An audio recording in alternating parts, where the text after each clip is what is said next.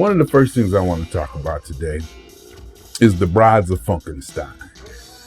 First of all, this is Festival Week. This is Funk Festival Week. Festival of Funk's Week. And the first festival I went to was Saturday, Make It Funky Festival. It was cool. You know, they played Theme from the Black Hole. One of the DJs played Theme from the Black Hole.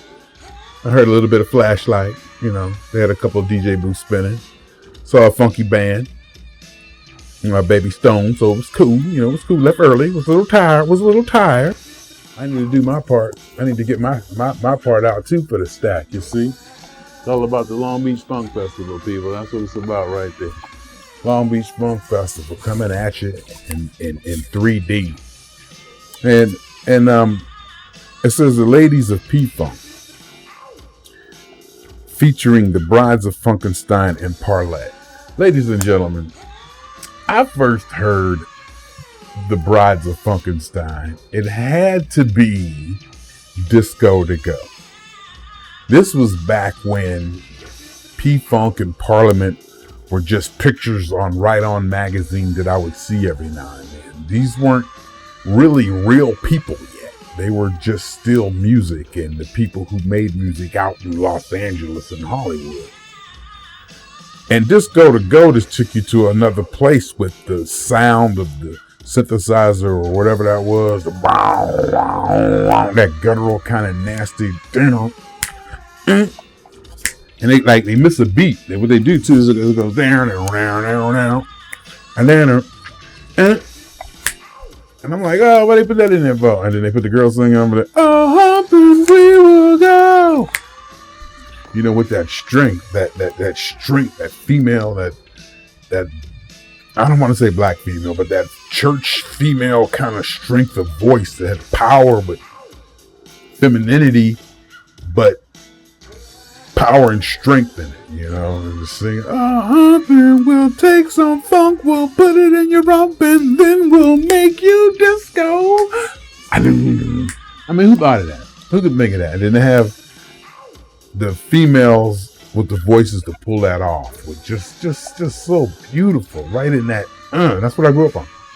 Then I got turned on to Parlette, and I went back to the Pleasure Pencil album. And I was like, whoa, this is even good. The older stuff, the older Funkadelic, I never did like the older Funkadelic, and still though, it's too raw and dirty. So I thought if I went back, some of even the Parlette was kind of not shiny and produced enough for me, but I learned to like it. Cookie Jar was kind of, you know, flat, you know, as far as the sound. It wasn't as fat and it wasn't new and modern, but I learned to like Cookie Jar and other stuff off that record.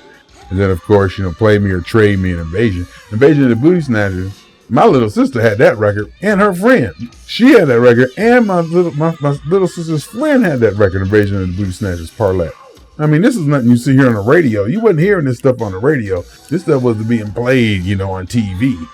But in our neighborhood, even the kids knew about Parlette and Unfunky UFO and You're Leaving. And, you know, and Amarissa, I love the feeling only love can give. I mean, that was the stuff. Even Worship Tushante, whatever that was. Worship Tushante. I didn't even like that song. But when you had an 8-track, you had to listen to them all. So you just couldn't play Disco to Go over and over and over. You had to listen to Amorous to at least click back. And there was no rewinding with 8-track.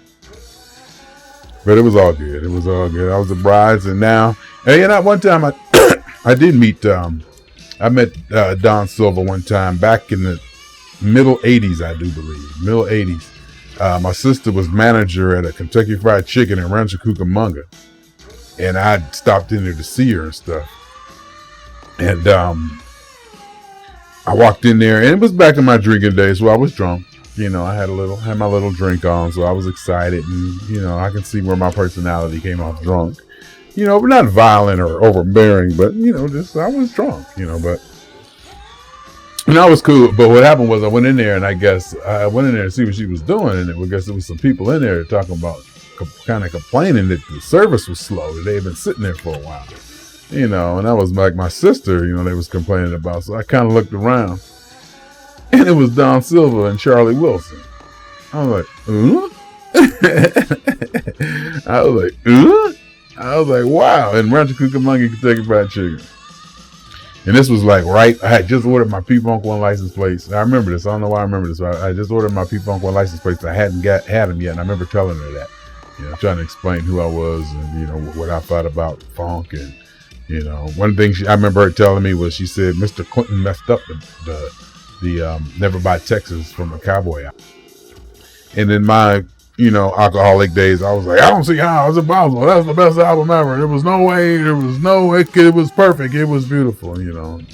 Just not being able to hear certain things when you're young and but I still remember that. And they were graceful. Mr. Wilson was graceful. I was like, yeah, I know about the Gap Man and all that, but I want to hear about Mr. Clinton and them, So I was trying my best to have a conversation and get information without being excited. And I wasn't sloppy drunk. You're just that kind of excited, kind of hard to keep your, focus drunk. I shouldn't be talking about me drinking. It's more about the brides and funk. And that was funk. I guess that was funk. See, that was funk, Blackbird McKnight is going to be playing. Blackbird McKnight is the best rhythm funk guitar player on the planet. Doing this. Okay, nobody play it harder, stronger, with more balls and just be nailing it. It's hard to lead a nation, a whole thousands of people behind your little and just be getting it anyway. And I mean them and the brides and and they headline in Long Beach Funkfest. This is the stuff I used to dream about, people. That's what I'm trying to tell y'all. This is the stuff I used to dream about back in Ohio. Like I said, when Parliament Funkadelic was nothing but pictures on Right On magazine, in which Michael Jackson was on every other week, and every now and then they had somebody. We funk, baby. This is how we do it, y'all.